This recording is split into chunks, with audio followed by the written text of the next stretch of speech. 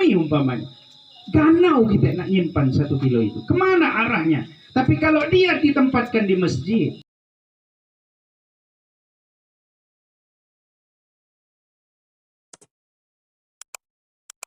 akan tampil di akhirat. Itulah makna fa'as-saddaqah. Aku nak sedekah, Tuhan hidupkan aku 1 menit saja. Karena itu saudara-saudaraku, kelakar yang diucapkan oleh orang-orang, bahkan mainan dalam ucapan, bahwa kehidupan ini ada yang ngomong penting tapi tidak penting, ada yang ngomong tidak penting tapi penting. Saya mengambil yang kedua, kehidupan tidak penting tapi penting di akhirat. Karena kita tahu semua akan dihisap oleh Allah Subhanahu wa taala.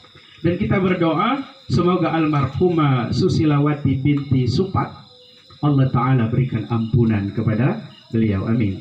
Kita tahu beliau orang yang nutup auratnya, amin. Orang yang taat pada suaminya, amin. Sudah dia melakukan hal-hal itu, Allah jamin surga baginya. Kehidupan wanita ini cuma 4 macam, saudara. Didiklah istri kalian, anak perempuan kalian. Pertama, dia jaga sholat 5 waktunya. Di rumah, di kamarnya, di hujrahnya, di kamarnya, dia jaga sholat 5 waktu. Kecuali dengan uzur syar'i. Lalu yang kedua, dia puasa Ramadan, kecuali dengan uzur syar'i. Lalu yang ketiga, dia tutup auratnya. Satu helai rambutnya saja tak ketengoan oleh mahram yang lainnya, oleh yang bukan muhrimnya. Lalu yang keempat, dia taat pada suaminya, maka ditampilkan oleh baginda sallallahu alaihi wasallam, katakan pada perempuan itu, udkhulil jannata haitsu syi'ti, silakan masuk pintu surga mana saja yang dia inginkan. Maka gampang bagi seorang istri.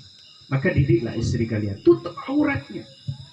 Malu kita kepada Allah ketika auratnya dibuka dan orang lain melihat auratnya, rambutnya.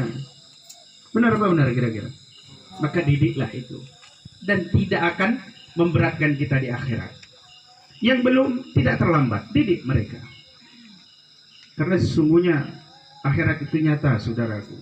Kalau kita lah mati, menagaikan dunia yang nyata, akhirat tipuan, gaib, tidak nyata. Tapi ketika kita sudah mati, dunia tinggal cerita, akhirat yang nyata. Saudara-saudaraku yang dirahmati Allah Subhanahu wa taala. Kanda sutik, bersabarlah. Karena ini adalah aturan Allah Subhanahu wa taala. Kalau nak ditawar-tawar, nak ditanya-tanya, bahkan tak ada sanggup yang menerima ini. Tapi bagi hamba yang ikhlas, dengan pukulan pertama kejadian yang Allah tampilkan, itulah orang yang sabar. Kalau sudah 7 hari baru sabar, itu belum kategori sabar.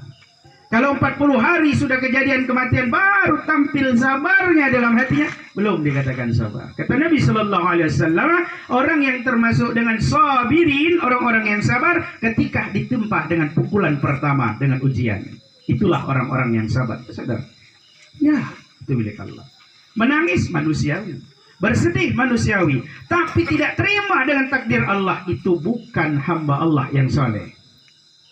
Setuju kira-kira? Maka dalam hadis qudsi dinyatakan oleh Allah Subhanahu wa taala, hadis qudsi ini hadis yang datang dari Allah tapi melalui lisan Nabi baginda Muhammad sallallahu alaihi wasallam. Allah tampilkan tapi melalui lisan hambanya yang terkasih. Siapa itu? Muhammad sallallahu alaihi wasallam. Man lam yarda biqada'i, man, lam itu tidak akan pernah tuh.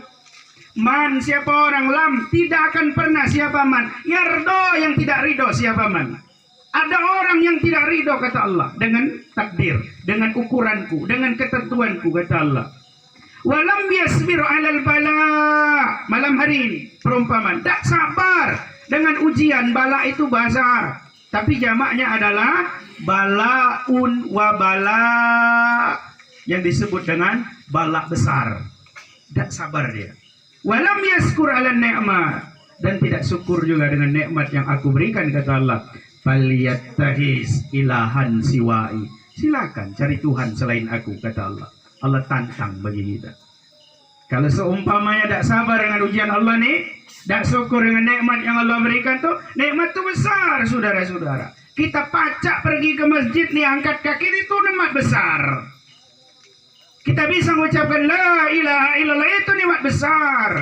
Jangan kau kira nikmat itu harta yang melimpah, bukan, saudaraku. Itu bagian hina terkecil dari sayap nyamuk. Bukan karena jabatan, bukan. Tetapi nikmat yang besar kau bisa mengucapkan la ilaha illallah. Aman, sudah aman. Insyaallah. Walaupun terlambat masuk surga tapi tetap masuk surga mengucap.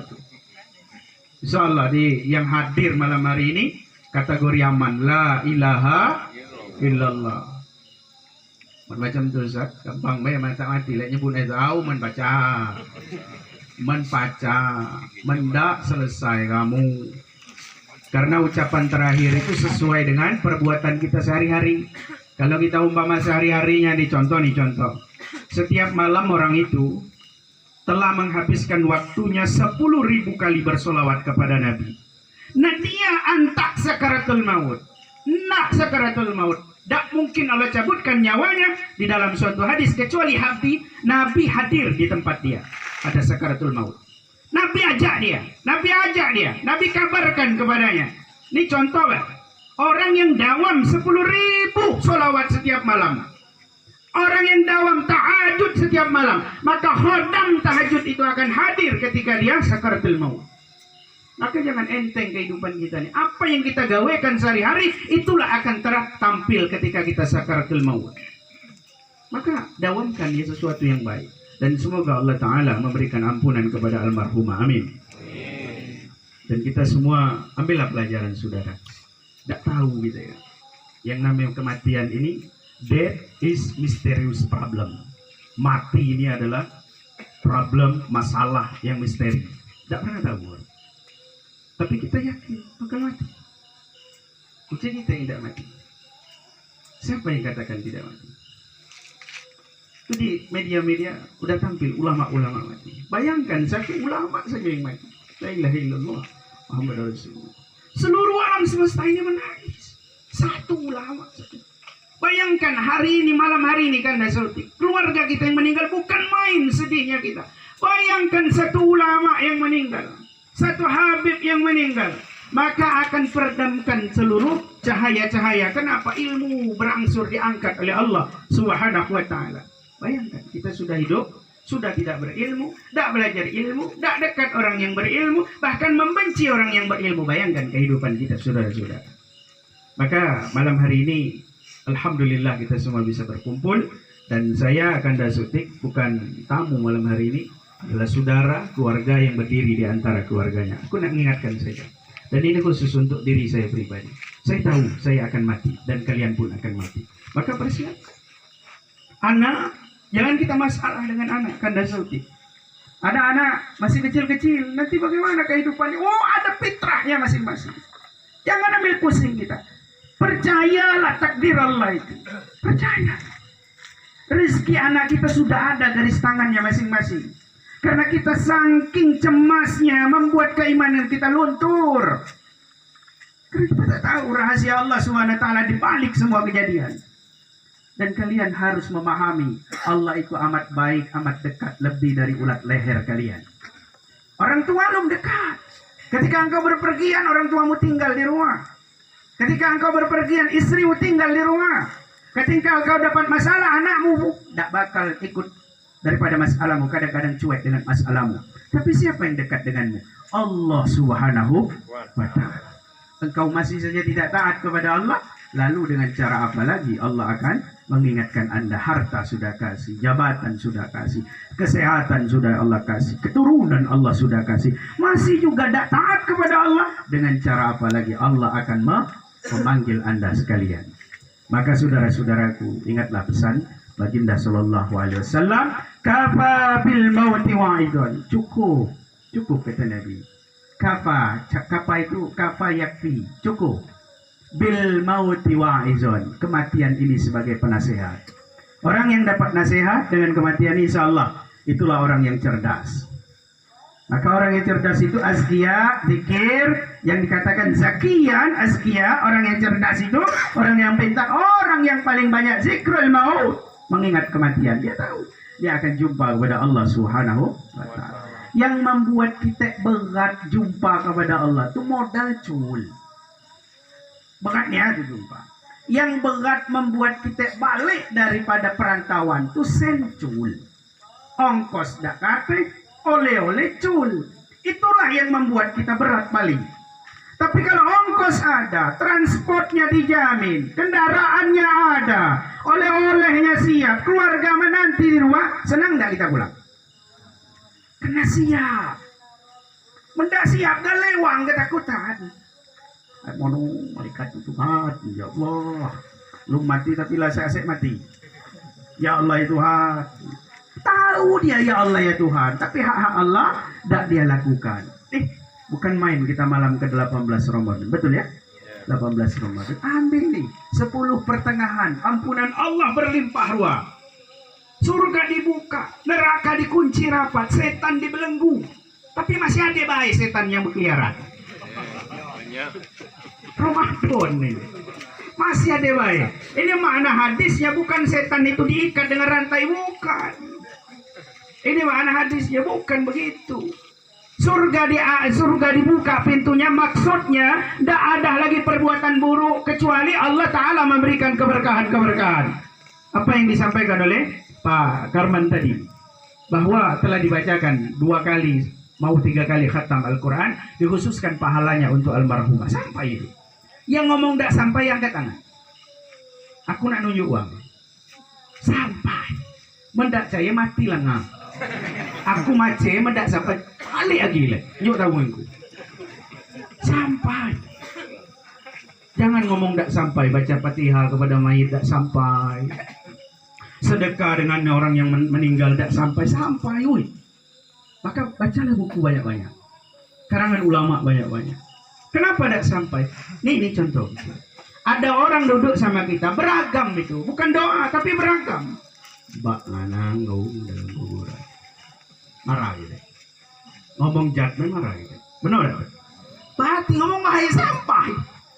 Kenapa? Tak mau kita ayah kita di justice oleh orang yang tidak paham dengan itu. Dia mengatakan ayah kita nanggung di kuburan. Berarti omongan itu membuat kita yakin sampai, apalagi dengan hadiah-hadiah. Hadiah Fatihah, hadiah Yasin sampai. Maka sebaik-baik keturunan doakan gitu. Apalagi istri yang meninggal, Kang Sutik, doakan sampai dia. Suaminya ridho, masuk surga. Kalau suami tidak ridho, istrinya taat, sholat dia. Tapi suaminya tidak ridho, tidak masuk surga dia. Tapi kalau suaminya ridho, istri yang meninggal masuk surga. Wajib masuk surga. Nabi itu sampaikan. Karena itu tidak dibenarkan perempuan-perempuan kurang ajar kepada suaminya. Tapi suami yang soleh. Suami itu kurang ajar boleh, tidak perlu taat. Suami yang soleh. Kalau suami itu tidak soleh, maka tidak diwajibkan untuk taat, tapi diwajibkan untuk menghormati. Nah karena itu saudara-saudaraku, ini wajib bagi kita suami, ketika mau datang ajal istri kita, maka ridhokanlah segala apa yang telah dilakukan oleh istri, kecuali dia harus menebus dosa-dosa yang ingkari kepada Allah Subhanahu wa Ta'ala. Kalau dosanya terhadap suaminya ridho, dan insyaallah almarhumah Susilawati binti Supat Allah masukkan ke dalam surganya. Amin ya rabbal alamin. Saudara-saudaraku yang seiman seagama, tak bosan-bosan saya mengingatkan untuk diri saya pribadi dan sekaligus Anda sekalian, betapa sedihnya ditinggal oleh orang yang dekat dengan kita. Tapi yakinlah saudara, itu semua adalah Allah yang skenarionya, dan kita hanya pemainnya saja. Sutradaranya Allah Subhanahu wa Ta'ala. Allah nginjak yang terbaik dengan kita. Mustahil Allah memberikan yang terburuk kepada kita, selagi kita mau dekat dengan Allah Subhanahu wa Ta'ala. Allah nginjak yang terbaik. Kenapa meninggal? Ada rahasia di balik itu. Kenapa hidupnya lama sama kita? Ada rahasia di balik itu. Kita harus berhusnuzon kepada Allah Subhanahu wa Ta'ala. Kenal siapa lagi kita nih? Nak dekat dengan siapa lagi? Dekat dengan orang-orang yang membuat kita cuek, kita pun akan membuat diri kita kecewa. Dekat dengan petingginya meninggalkan kita, kita akan sakit hati. Dekat dengan teman-teman yang memisahkan kita, kita pun akan sakit hati. Dekat dengan orang kaya yang menjelekkan kita, kita pun akan sakit hati. Tapi dekat dengan Allah Subhanahu wa Ta'ala, tidak bakal sakit hati. Allah akan angkat derajat orang itu. Setuju kira-kira? Yakin? Yakin, maka persiapkan untuk hari kita besok dengan kematian.